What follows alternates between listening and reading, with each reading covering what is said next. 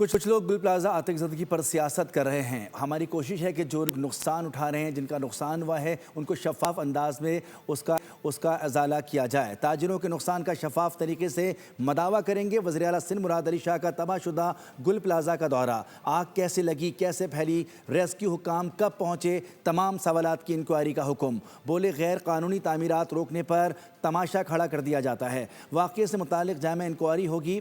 تحقیقات میں کسی قسم کی غفلت یا لاپرواہی ثابت ہوئی تو ذمہ دار افراد کے خلاف سخت کارروائی کی جائے گی۔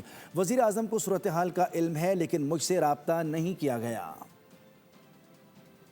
میں جو ثانیہ ہوا تھا، اس وقت صدر عاصم علی زرداری نے خود وفاق سے مدد دلائی تھی صوبائی حکومت کو۔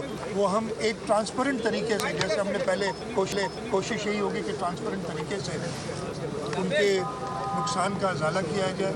میں جو ایسے لوگ ہیں جن کا صرف کام ہے انتشار پھیلانا، ان کی بات پہ دھیان نہیں دیتا۔ ہم اپنے کام بغیر کسی اسٹڈی کیے ہوئے کئی منزلہ عمارتوں کی اجازت دی گئی، اور اب جو ہے اگر کہیں ان کو کہا جاتا ہے، روکا جاتا ہے، تو بلڈرز اور سارے ایک تماشا کھڑا کر دیتے ہیں کہ جی ہمیں تنگ کیا جا رہا ہے۔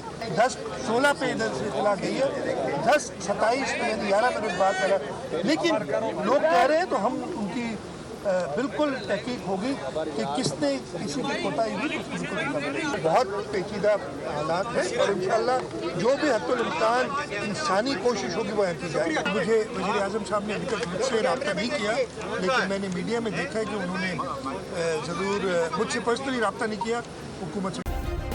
سبسکرائب کریں اور بیل دبائیں تاکہ کوئی خبر رہ نہ جائے۔